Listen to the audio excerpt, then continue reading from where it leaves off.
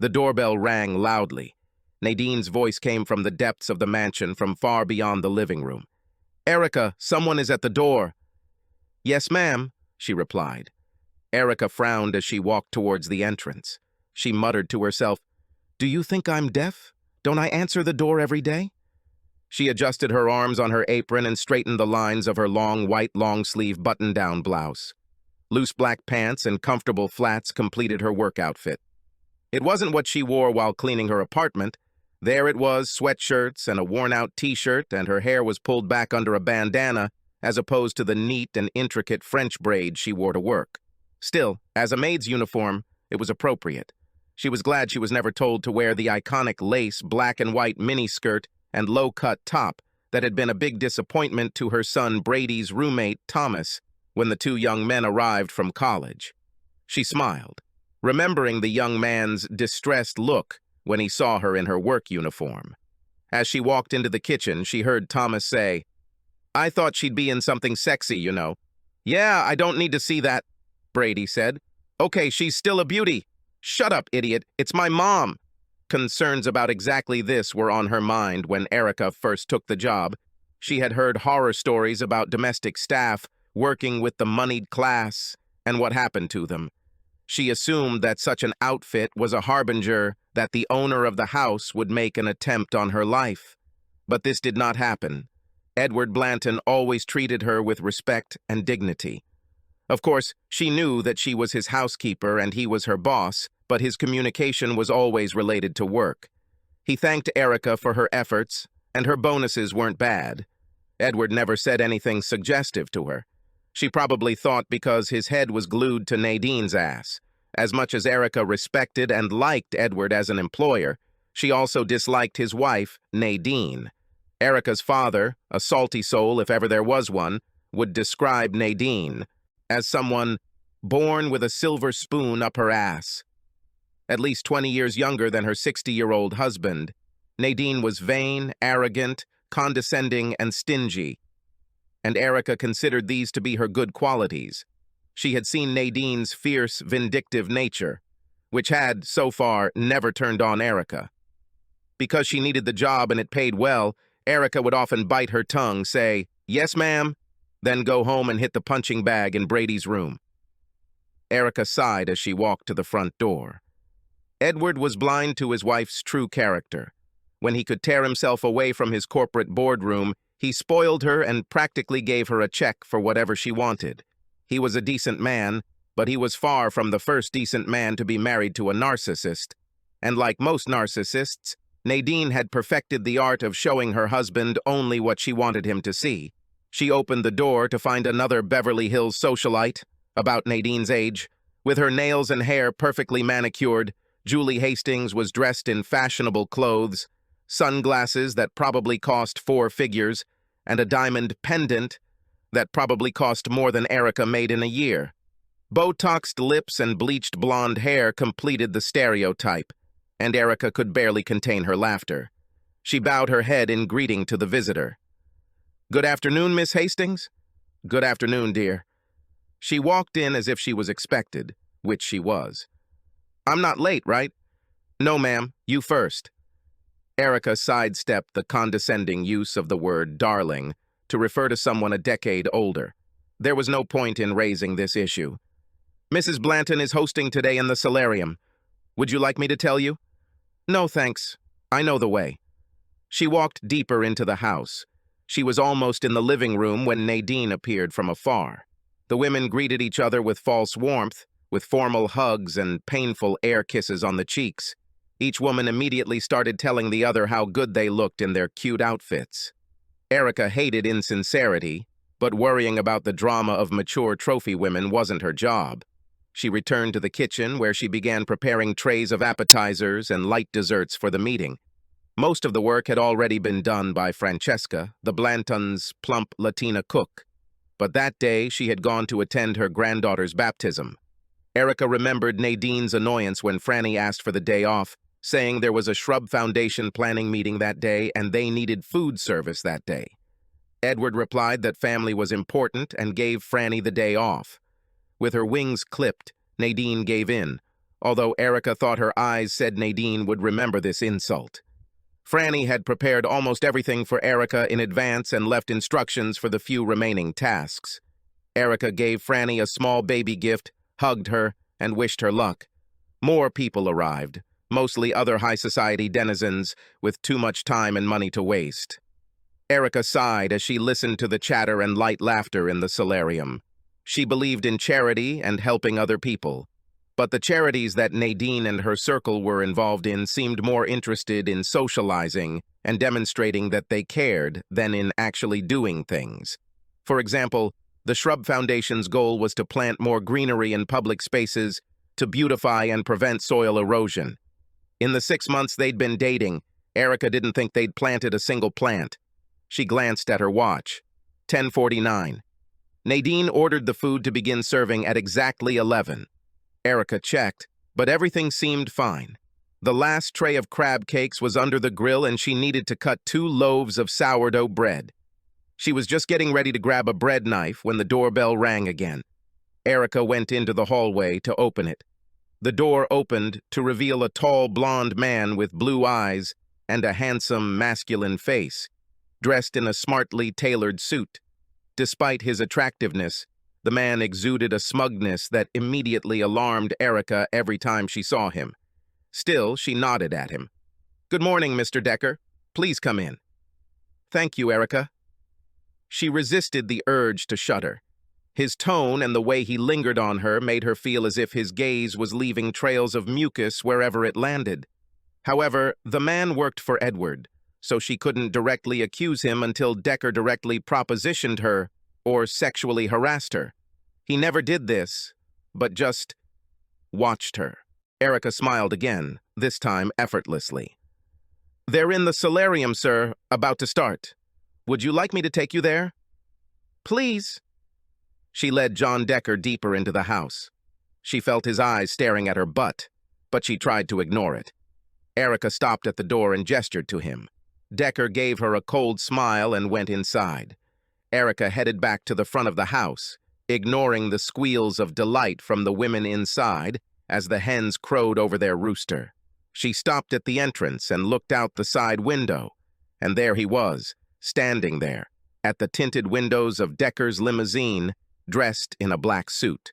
He brought the cigarette to his face, took a drag, and exhaled. Even from a distance, his boredom was visible. Erica hurried back to the kitchen and finished getting ready, keeping her eyes on the clock. At 11 o'clock sharp, she carried the trays into the sunroom and placed them on the decorative sideboard. Nadine's guests came over to help themselves to their plates. Erica heard many compliments towards Nadine, who beamed with pride, as if she was the one standing in the kitchen kneading bread and shelling nuts. A few minutes and a few trips later, she brought out all the food. She quickly checked the drinks bar, which had been prepared before the guests arrived, and everything looked good enough. Erica glanced at Nadine, who ignored her, and then walked away. She knew from bitter experience that she should not address the lady of the house in public without her permission. If Nadine needed anything at this moment, she would have looked at Erica, waiting for recognition. But the immediate tasks are over. She opened the front door. As soon as she did this, the man's head turned in her direction. Erica looked back, and since the corridor was clear, she beckoned him to enter. He smiled at her, put out the cigarette under his heel, and walked to the door. Erica watched him approach. When he reached the porch, she said, "Hi, Peter. How are you?" He shrugged. "Same song. Come into the kitchen. I think I have enough left to set the table for you." In fact, Erica left some food just in case Peter drove Decker around. "What will you drink today?" "I drive, so only water. Thank you, whatever." They entered the kitchen. Peter took off his cap and placed it on the tabletop. Erica took the plastic-wrapped containers out of the refrigerator and began assembling the food onto a plate for him. She watched him from the corner of her eye. Of average height and slight build, Peter Chang looked sharp in his black chauffeur suit, trousers, white shirt, and thin tie. In Erica's eyes, his mixed Caucasian and Chinese heritage gave him the best features of both races. His handsome face had a timeless beauty. Although she knew Peter was in his 50s, he could easily pass for a man in his 30s. At this thought, Erica touched her braid. She was still dark, but the first gray hairs were just beginning to emerge. Although she hadn't asked permission to invite him into the house, a house that wasn't hers, Erica decided it was a bit of a risk. The Blantons always told her to show hospitality to their guests. If Peter is found in the kitchen, she will explain it by saying that he needed to use the toilet. She handed him the plate. "Eat to your health. A growing boy like you needs nutrition." Peter snorted. "Of course, the only way I'm growing now is in width." He took the plate. Erica's gaze dropped lower. "What's your waist? 30 inches? 32? I think a few extra pounds wouldn't hurt you." He took a bite of the chicken in the garden pita bread. "You are the kindest soul. First you feed me, and then you flatter my pride." "The girl is trying." They chatted for a bit while Peter ate. Every 15 minutes exactly, she returned to the solarium to check if she needed anything or needed refilling. She collected a few plates, but other than that, everything was fine. Nadine and her coven began, discussing purchasing trees and shrubs to plant. Erica noted that for every 5 minutes of chatting, there were about 30 seconds of action. Every time she visited, she caught Decker's gaze on her. When she returned to the kitchen after her second visit, Peter was leaning back on the counter and rubbing his stomach. Erica smiled at this. Ever since he casually mentioned that he never had time to take a lunch break when he was at work, she always made sure to prepare something for him whenever Decker stopped by, which was quite often. Franny helped her, sometimes preparing a small meal for Peter, and even joked with Erica about her boyfriend. Erica always blushed and waved it off, but she admitted to herself that her day became a little brighter when Peter stopped by. He finished eating. "Thank you, Erica. Very tasty. I'll pass on your compliments to Franny. She did most of the prep work. I just warmed it up." "Still good." He picked up his plate. "What should I do about this?" "Oh, I'll take it." She hurried forward, took his plate, and put it in the dishwasher. "All is ready." "Thank you. How is your son?" "Good. He made the honor roll for the second time in a row. He's doing really well. Just 2 more years and I'll have a college-graduated son." She placed the back of her hand on her forehead, closed her eyes, and a melodramatic note entered her voice. "Oh, the pains of aging." Peter shrugged. "You're not that old. On days like these, I feel all my 49 years. You don't look 49. Her ears perked up. "Is it true?" Peter's face remained completely serious. "No, 47 maximum." She laughed and threw a kitchen towel at him, although without force. "No wonder you never got married.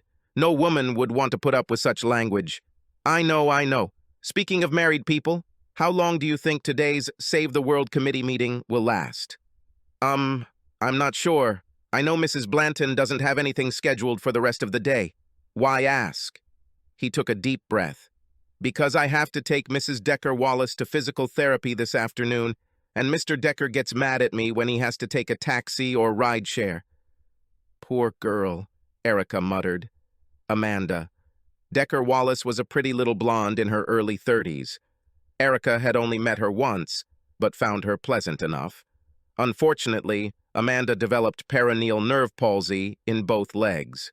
Milder cases were common among people who spent a lot of time squatting. However, the cause in her case remained unknown and left her unable to walk without assistance. The Wallaces were old money and had the best doctors on their staff.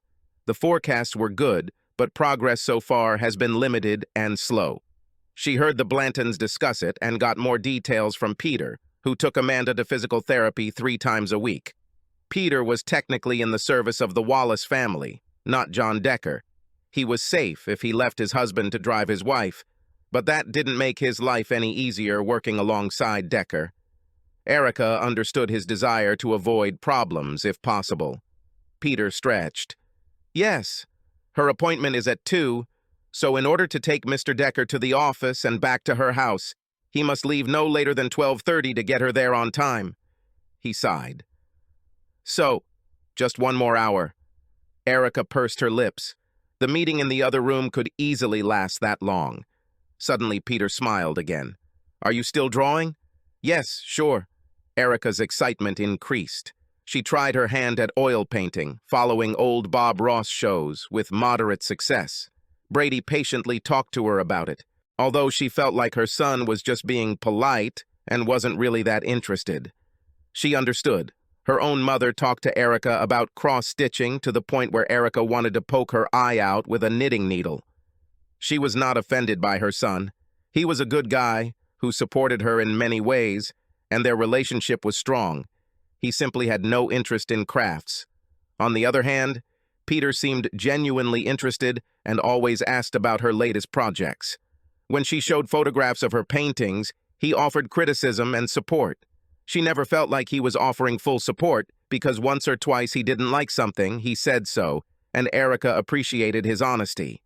She wondered if Peter was only being so sweet because he wanted to get into her pants, and then she suppressed the thought, thinking that she could just let him.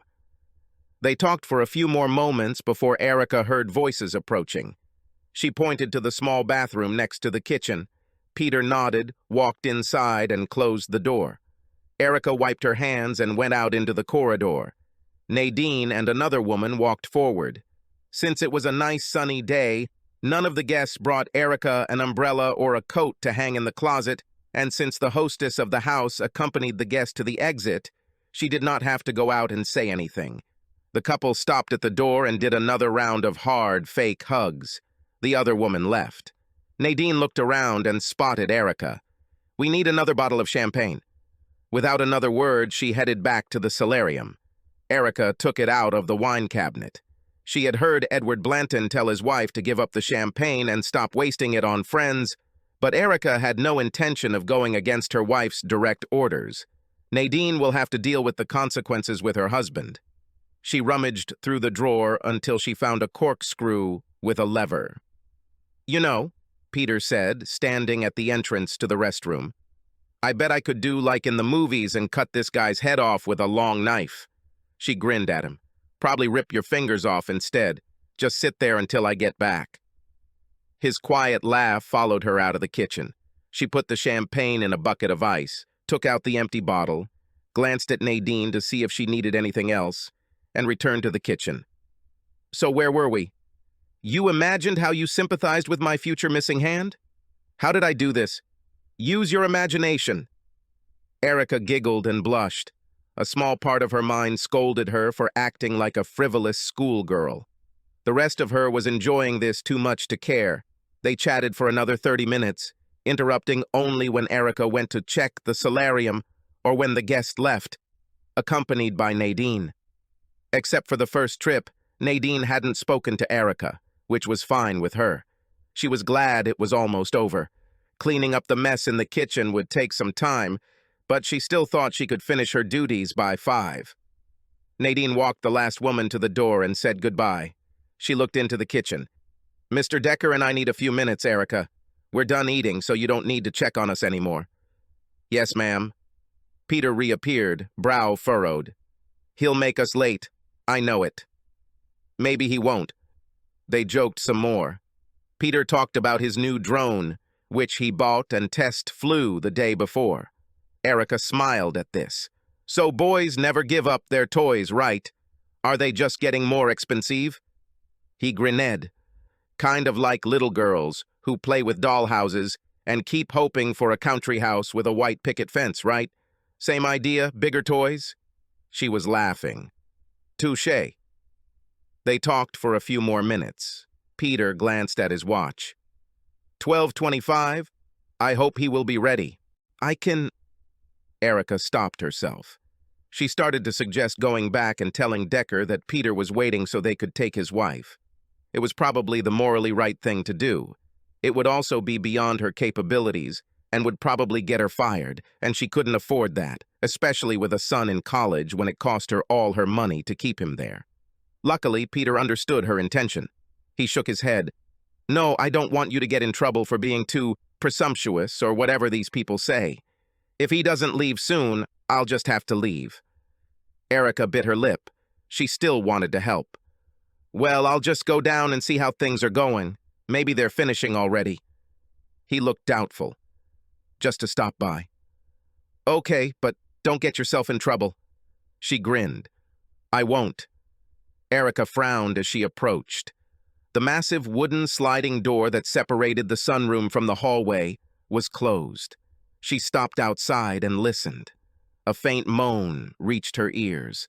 Someone is injured. She reached for the handle to open the door. Her fingers barely touched the brass device when another, more insidious possibility arose. Her eyes widened. No, this can't be true. All she could do was open the door a crack without making a sound. The moment she did this, the noise inside increased tenfold. Erica looked inside and regretted it. Nadine Blanton hunched over one of the sofas. Her stylish skirt was thrown over her back. John Decker stood behind her, his pants pulled down to his ankles. Nadine let out a series of soft moans. Erica stood frozen and disgusted. All she could think about was Amanda waiting for her husband to let the driver go back to them, unaware that her husband was jeopardizing her coming to a doctor's appointment so he could enjoy his mistress, and about Edward, who came home and kissed his wife, not knowing that just a few hours earlier she had been with another man. Nadine's fingers spread on the glass of the solarium. They did this right in front of the window. Erica grimaced. On Monday. Gardeners are off today. No one walks around the backyard to see them. Erica noticed that Nadine was leaving fingerprints on the glass, something she would have to clean up. For some perverse reason, the thought caused irritation, the incongruity of which almost made her laugh. The raising of the lovers' voices forced Erica to act. The two seemed as if they were on the verge of completion, and she had a terrible feeling that she might be noticed. The two were turned slightly away from the door, but if Decker turned his head, he could see her. A sudden fear seized Erica. Getting fired might be the least of her problems. Was Decker violent? How might he react? Even if nothing physical happens, it will be her word, the word of the working servant class, against theirs, the word of the wealthy elite. Erica had no illusions about how this film would end. She closed the door.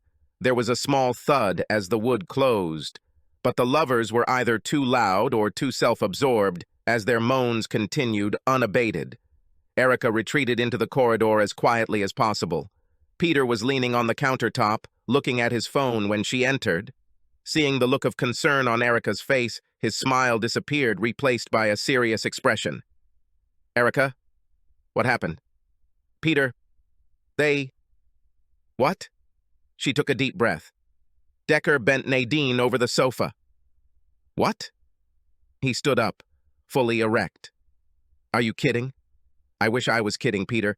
I didn't look long because I didn't want to get caught, but I know what I saw. That bastard. How can he do this to Amanda, especially with everything she's going through? She's a wonderful person. She doesn't deserve this. I know. Erica wrapped her arms around herself. She thought of Edward Blanton, and a huge wave of sympathy washed over her. Edward is a good guy and a great boss. Even if I think she's a psychopath, he just adores Nadine. It will break his heart. Peter stared at the wall for a moment. Erica, you can't tell him. She frowned. What are you talking about? I'm not going to let this... He raised his hand. I'm not talking about letting them handle it, but right now it's just your word against theirs. You didn't take a photo with your phone or anything, did you? No, I didn't. I thought if they caught me watching, no one would believe me and I'd be fired, so I ran away. She looked in the direction of the solarium. It's too risky to go back and do one right now. I agree. He took a step forward and placed his hands on her shoulders. Peter's gaze never left her. I'm with you, Erica. We'll deal with them. But we'll be careful, okay? Just act normal. Can you do this? Erica nodded. I think yes. I mean, you didn't love her anyway, so it shouldn't change much. Just keep your eyes and ears open. I'll do the same. Let me think about it. We'll get through them together. Peter let her go, pulled his wallet out of his pocket, and handed her a business card. Call me in a day or two and we'll figure out how we'll do this. I'll do it. In the meantime, you better get moving. He glanced at his watch. Yeah, although right now I don't feel bad about leaving him. Call me. Peter turned to leave, but Erica put her hand on his arm. He looked at her. She smiled, leaned over, and kissed his cheek. Thank you. He responded with a smile and hurried to the door. Erica tidied up the kitchen, keeping an eye on the clock. It was almost 1 o'clock in the afternoon when she heard voices in the corridor. Nadine and Decker walked past the kitchen entrance on their way to the front door. She heard the front door open, a muffled curse, and hurried footsteps approaching. She concentrated on washing one of the pans. Nadine walked into the kitchen with Decker behind her. Erica, did you see the driver, John? Did he say anything to you? She briefly considered saying that she hadn't seen Peter, but the security cameras would have shown him entering the house. Erica said, he came in to use the restroom. We just said hello, but he said he couldn't stay, and mentioned something about a meeting. Decker frowned. Amanda, that's right. Nadine, can you call me a taxi? Sure. Erica, get on with it. Nadine escorted Decker out of the room. Erica sighed and reached for her home phone. Her cell phone rang. Erica looked at him and smiled to herself. It was a call from Peter.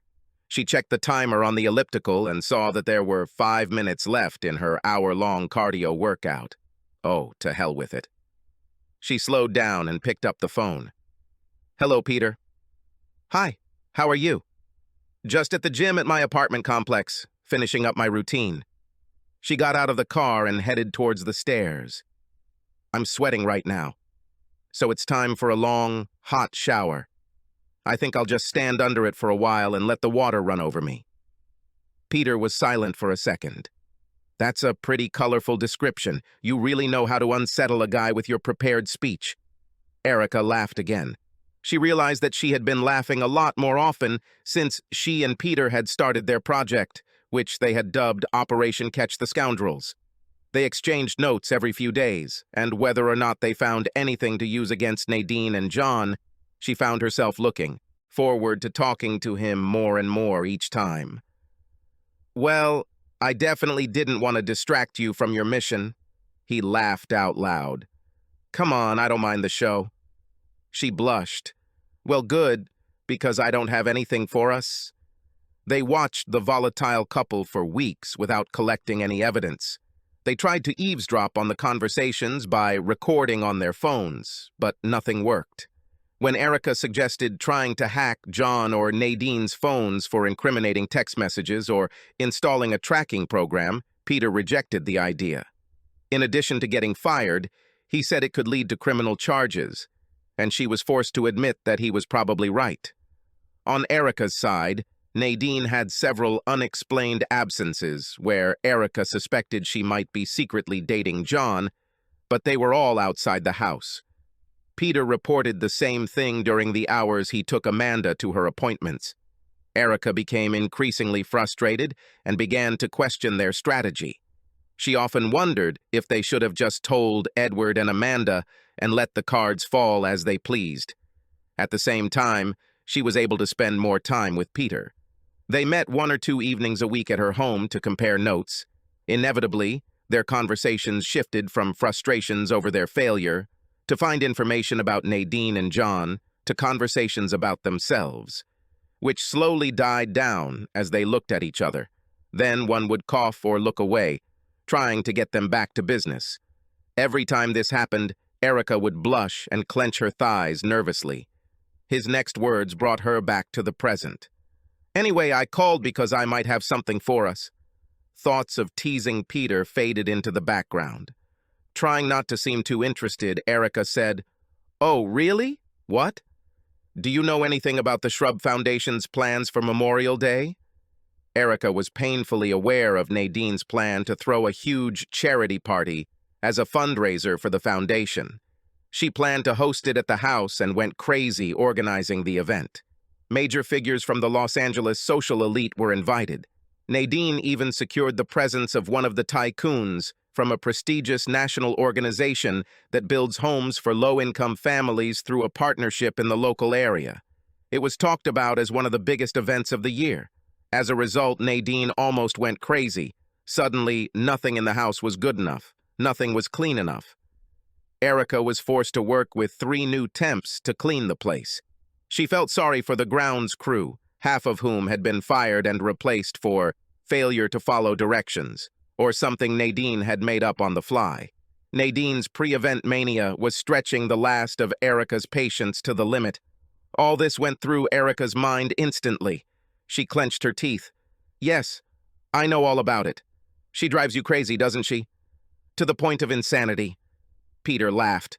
Well, she talked to John about it. He's involved in all the preparations. I think working with his boss's wife, he might seem involved in the process. That's not all he's involved in, Erica muttered. I overheard them talking today. I think they're planning on making a video montage at the charity event to make everyone cry. You know, the standard emotional bullshit about building houses and planting trees and so on. They're going to show it on the big screen throughout the party. Fine, he said. Well, I was just wondering, what do you think would happen if we replaced this stuff with something more interesting? What do you mean? John suggested that Nadine should have some fun in the middle of a charity evening. It would be an extreme thrill, as he put it, to do it while all the guests were around. Nadine agreed, saying that they would enjoy their afternoon pleasure even better if they did it while, I quote, suckers empty their wallets. Erica shook her head.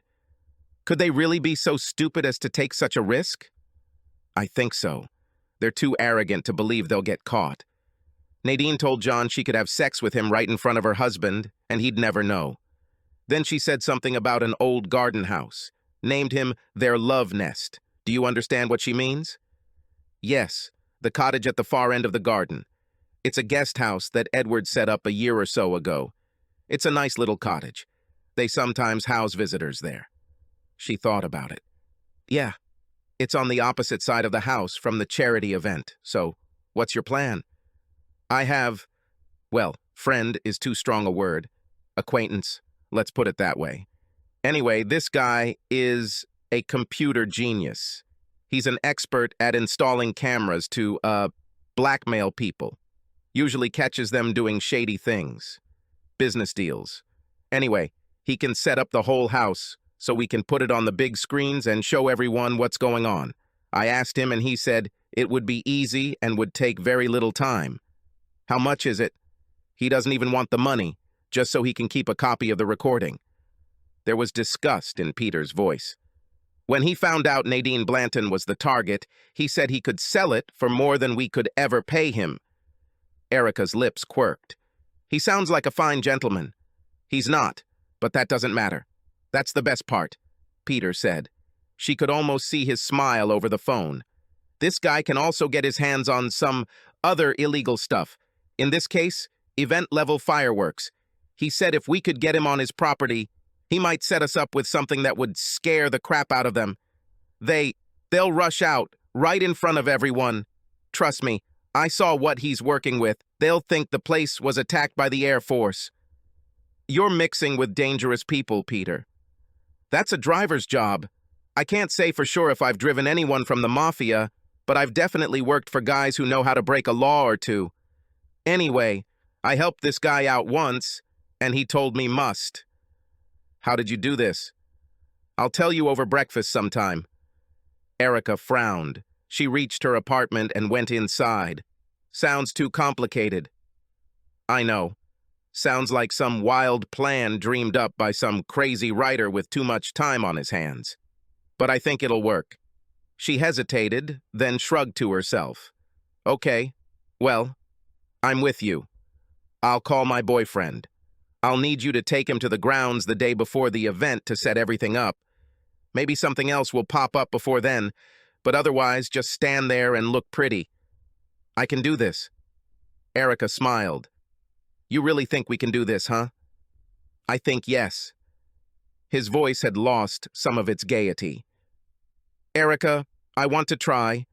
I don't want to keep watching them get away with it. I mean, if you think we should just film them and give the film to Edward and Amanda, we can do that. That way, we will not humiliate them publicly. Erica thought about it. She didn't want to humiliate her boss or Mrs. Decker Wallace. She thought that the shame of cheating would be hard enough. let alone if it happened in front of everyone. I don't know. I mean, maybe if they knew it was coming. She stopped. A smile appeared when the idea was born. Peter, you didn't happen to record their conversation, did you? Of course, just as we discussed. Video? Yes. Wonderful. Erica felt a surge of excitement. Here's what we'll do. She outlined her plan to him. When she finished, Peter said, That's good. Do you think they'll agree? I think Edward will agree. Amanda, you tell me. I think I can convince her. Yes, I like it. He fell silent. You have a really big brain. Fine. Erica smiled. There was a slight tremble in her voice. If everything works out, you can show your gratitude to my big brain and all my other parts. Peter whistled. If I didn't know better, Erica, I'd think you were proposing to me. You don't know better because that's exactly what I do. She cleared her throat. We plan to meet tomorrow.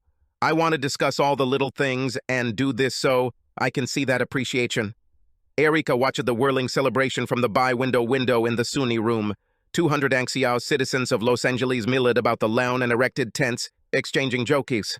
A light hum of conversation drifted through the open doors at the end of the hall, as did the soft music accompanying the promotional video that played endlessly on the giant screen. She wondered about the effectiveness of this approach. The video should have been shown once, after the guests had had a few cocktails, and the Shrub Foundation could have given an inspiring speech. The recording could then be played when everyone's attention was focused to maximize the impact on both their hearts and wallets. Regardless, the video was shown over and over again until guests began to ignore it. She laughed at herself. When did you become a PR expert? Maybe it's just common sense. Or maybe you now find fault with everything Nadine does. Erica watched Julie Hastings flirt and have fun with the media technician, a thin young man barely older than her son, who had been hired to operate the big screen. Hastings wrapped her arm around his neck and rubbed her purchased breasts against him before they disappeared. Even from a distance, Erica could clearly see his hand resting on her ass. God, are any of these people faithful? The object of her scorn emerged from the crowd, her hand intertwined with Edward's. Although it was only 11 in the morning, and the charity event had only lasted an hour, she already had a shaky step, which Erica recognized as the owner of the house had already been drinking heavily. In contrast, Edward wore a wooden smile as he moved next to his wife. His back was straight as an arrow. Edward nodded to the guests, but said little. Erica wondered what he was thinking about. The sound of footsteps in the corridor attracted her attention. She left the sunroom and escorted the woman to the restroom, waiting to see if she needed anything before leading her back. She checked that everything was still clean and then returned to her post. As soon as she approached the window, her cell phone beeped. Peter's message read, "Targets in motion." She took a deep breath. Erica left the mansion and headed towards the tent, where the audio and video equipment for the big screen was located. She caught Edward's gaze. Erica gave him a quick nod, and he nodded back. Edward then approached John's wife, Amanda. She frowned but nodded and signaled to several people standing nearby. The small group moved away, Amanda with the help of her cane and Edward supporting her on one side. On the other stood a mountain of a man in a suit and sunglasses. Erica's heart went out to the two devoted spouses. This will be very difficult for both of them. Thank God they have each other and their families to lean on. The small AV equipment tent was filled with consoles littered with knobs and switches.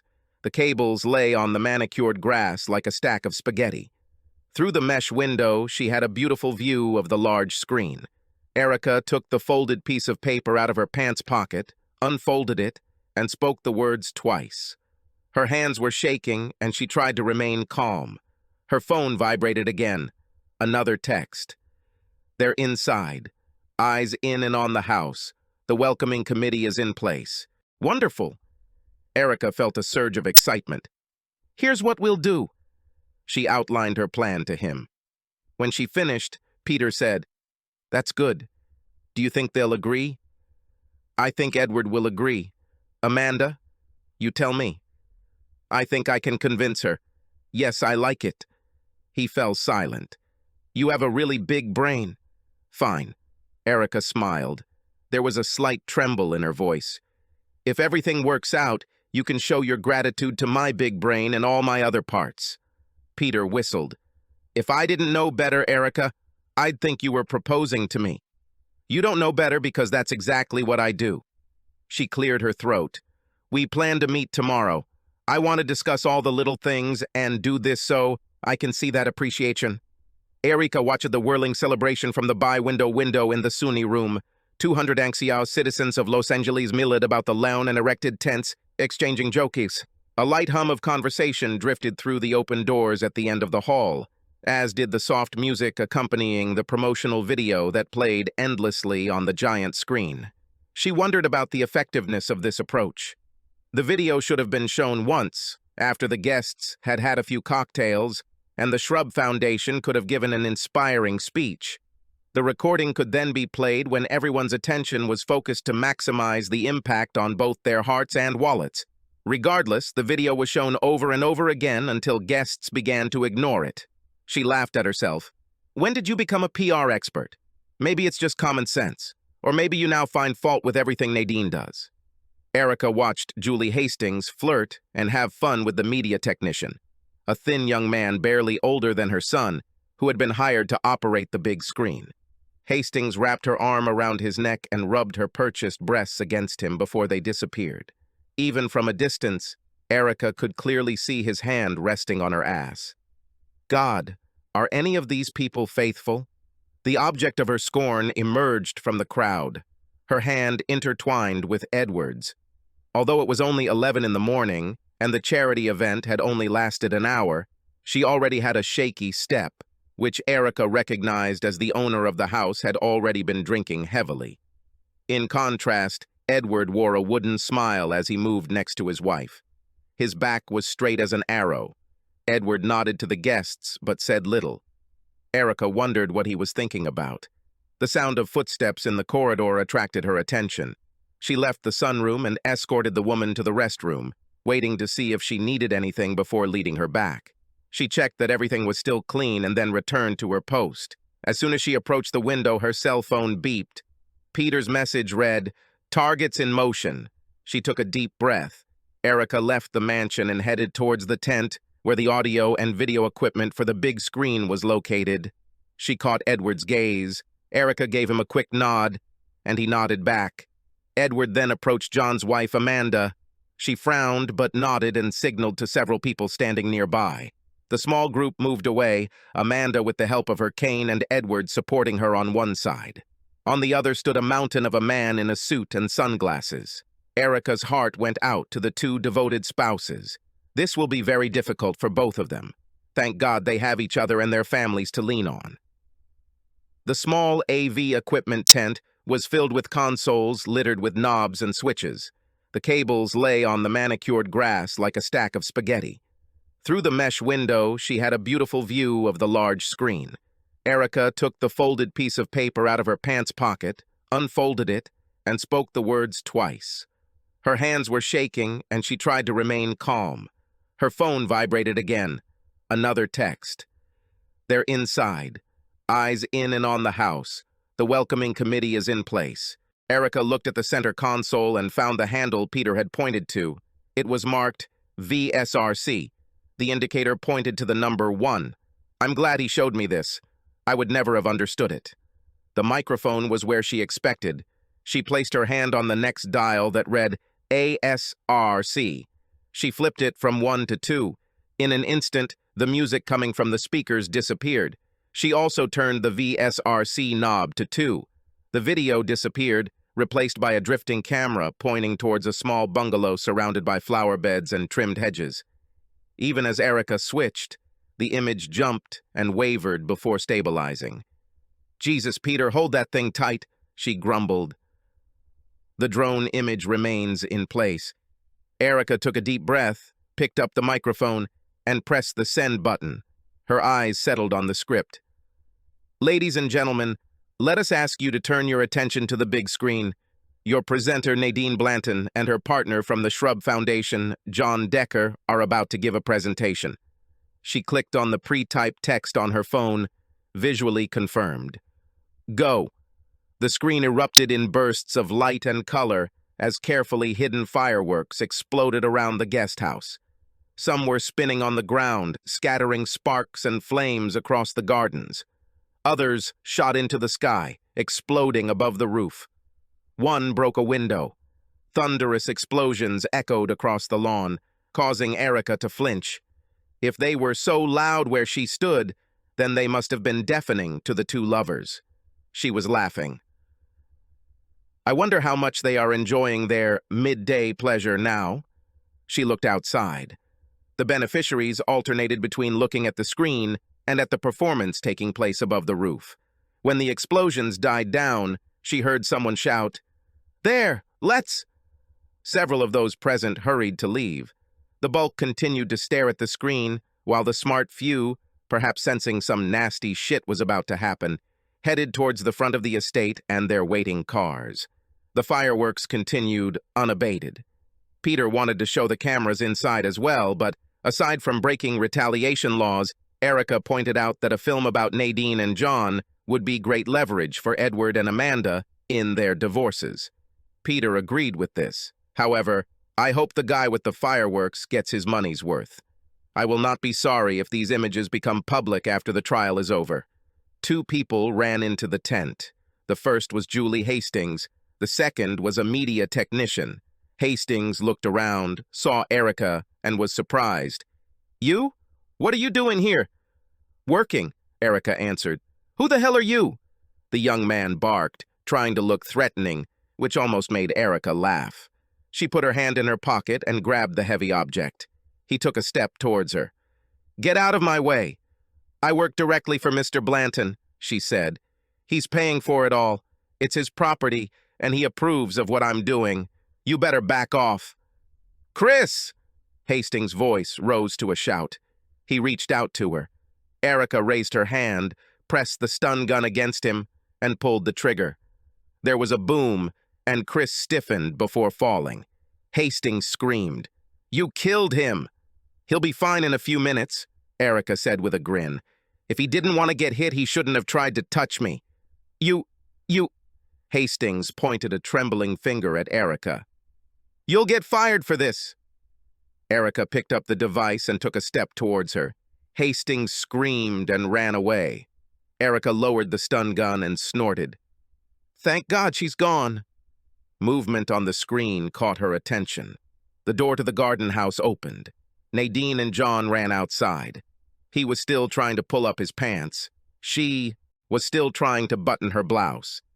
The camera zoomed in on the couple, and it was clear that she was holding a crumpled bra in her hand. Anyone with half a brain could figure out what they were doing. As if someone had pressed a switch on their way out, the fireworks stopped. Erica laughed. In a way that was true, since she was sure that Peter had pressed the stop button. Nadine and John froze, looking at something.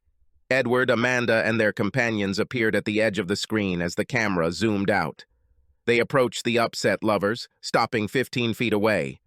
Although there was no sound, the guests of the charity evening watched with fascination the performance unfolding before them. A man and woman in smart suits approached Nadine and John. Each one handed an envelope, one to John, the other to Nadine. As soon as she looked at him, Nadine collapsed to the ground. John, however, moved towards Amanda. She shouted at him, waving her cane.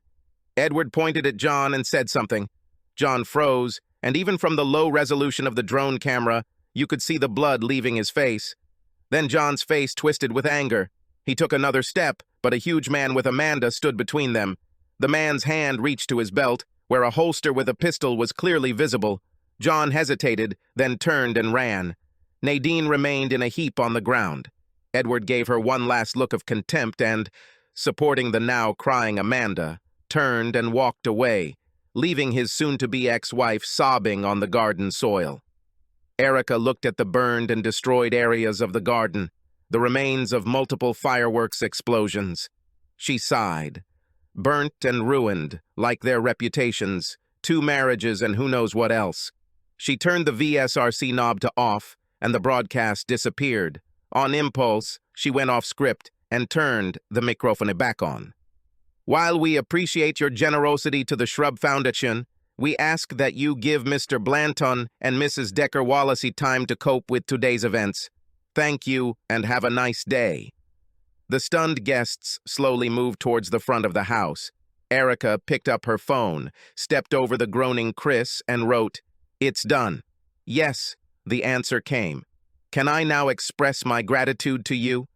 She smiled, and a warm blush covered her skin. Her fingers quickly slid across the screen. "I'm counting on it." Erica stared at the slowly rotating ceiling fan. The cool air washed over her sparkling skin.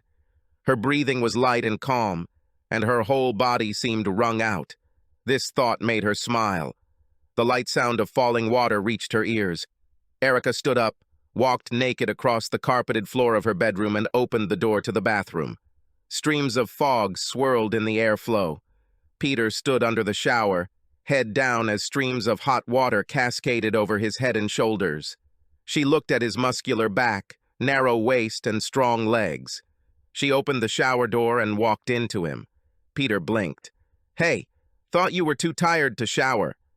She put her hands on his shoulders. "You're too hot for me to stay away from." Who would have thought that everything would turn out like this? She feared that without a general dissatisfaction with their employers, their contact would cool down and return to normal. Even as Nadine Blanton was still sobbing on the lawn of her soon-to-be former estate, Erica wondered what would happen to her and Peter. However, Peter obviously had no doubts.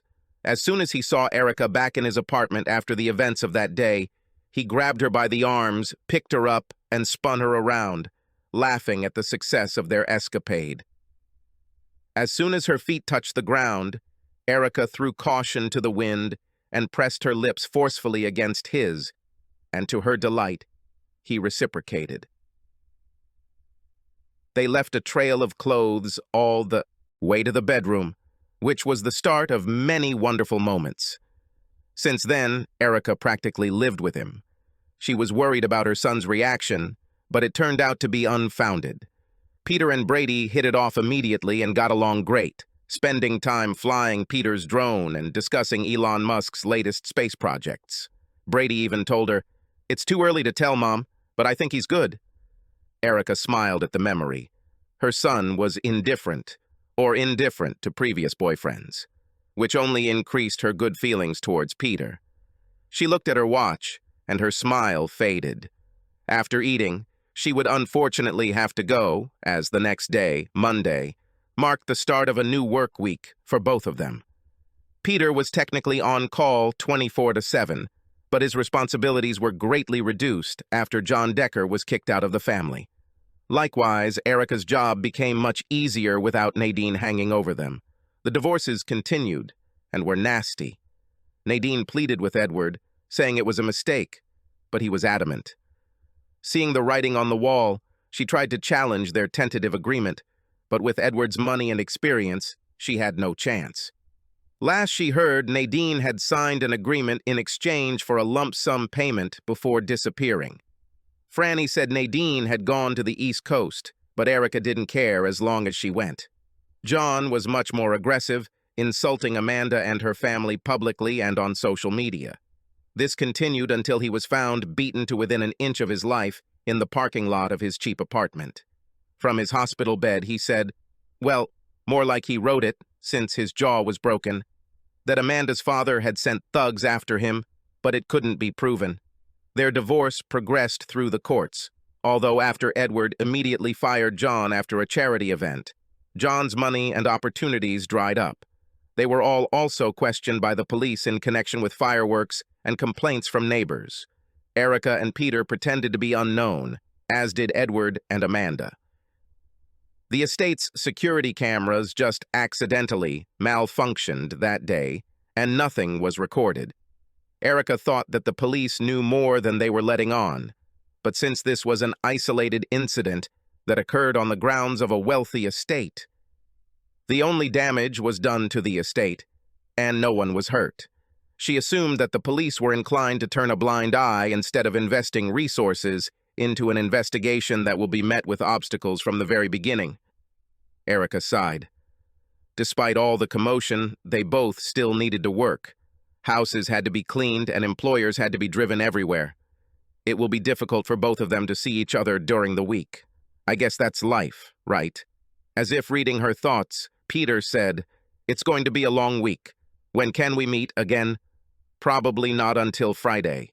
Brady has the awards ceremony on Wednesday. I took that time off, so it's going to be a bit of a busy week for me." "Engineering scholarship ceremony?" She smiled. "Yes. Did he tell you?" "He invited me. He also said it would take a lot of the financial burden off of you." "This is true. I congratulated him. Unfortunately, this is at the same time that I have to take Amanda to one of her meetings. Brady understood and said that we would spend time together later." Erica leaned on him. "I'm glad you two get along so well. He's a good guy. He had a good mom to raise him." His hand wrapped around her shoulder and squeezed. Erica sighed. There was a knock on the door. Peter frowned. "I wonder who it is?" He headed toward the front door. Aware that she was wearing only a shirt and nothing else, Erica was left behind. She heard a brief exchange of words. The door closed and Peter returned, looking confused. There was an envelope in his hands. She pointed at him. "What is this? What is—" "Delivery by courier. I don't know what's inside, but it's addressed to both of us." Erica became wary. "Who would have known we were here together?" "Let's watch." He took a knife, carefully opened the top, and poured out the contents. A folded sheet of paper and a smaller envelope fell out of the envelope. Peter unfolded the page and held it so they could read together. "Dear Eric and Peter, we apologize that we cannot do this publicly. We would like to openly thank those who warned us about the betrayal of our spouses. Unfortunately, there is an ongoing legal battle for both of us, and our divorces will be dragged out in the courts for a long time, not to mention a police investigation into someone setting off numerous illegal fireworks in a residential area. So it's best if we keep it a secret. We both hope that you understand how highly we value loyalty and wish to reward it. Rest assured, when the dust settles, and there is no longer any scrutiny on our finances, both of you will receive raises and improved benefits. We both had our suspicions, but we never thought our cheating spouses would be so brash or disrespectful. So we thank you for bringing this to our attention and allowing us to prepare ourselves to respond accordingly. We can't say we approve of fireworks, no matter who sets them off."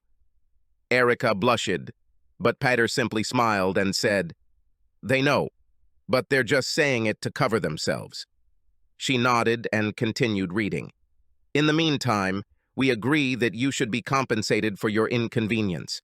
Please take this as a small token of our appreciation, and please be discreet about this until we can discuss it openly. With our respect and gratitude," E.B. and A.W. Peter said, "Edward Blanton and Amanda Wallace." Erica took the smaller envelope. "What is this?" He handed her the knife, hilt first. "Your turn." She carefully opened the top and took out 2 pieces of paper. "Paid for the name," she sighed. Peter frowned. "What?" Erica couldn't help but tremble. "Peter, these are checks for $50,000 each." "What?" He took them from her. "Damn, this is crazy." "That's a pretty generous bonus." "Maybe." He took her hand, raised it to his lips and kissed it. "But that means your financial problems are over." The realization of this moment made Erica smile involuntarily, and tears filled her eyes. She took the check and pressed it to her chest. "I never expected this. I just wanted to make the right choice and help." "Me too. Who knew we'd find the prize at the end of the rainbow?" She squeezed his hand and kissed his cheek. "I found much more than that." His answering smile made her feel a tingling sensation all over her body again. Erica laughed and said, "Okay, let's finish these sandwiches." Peter picked her up and picked her up, making Erica laugh. "Screw dinner. If I have limited time with you, I know how I want to spend it." Satisfied, she pressed her head against his neck as he carried her down the hallway. Her stomach growled and she laughed again. "Quiet, I'll feed you later. There are more important things to do now." Peter carried her into the bedroom and carefully closed the door. Subscribe to our channel so that your second chaff doesn't cheat on you, and go ahead and listen to the next story, because this story is nothing compared to the next one. If you're under 18, don't even think about listening to the next one.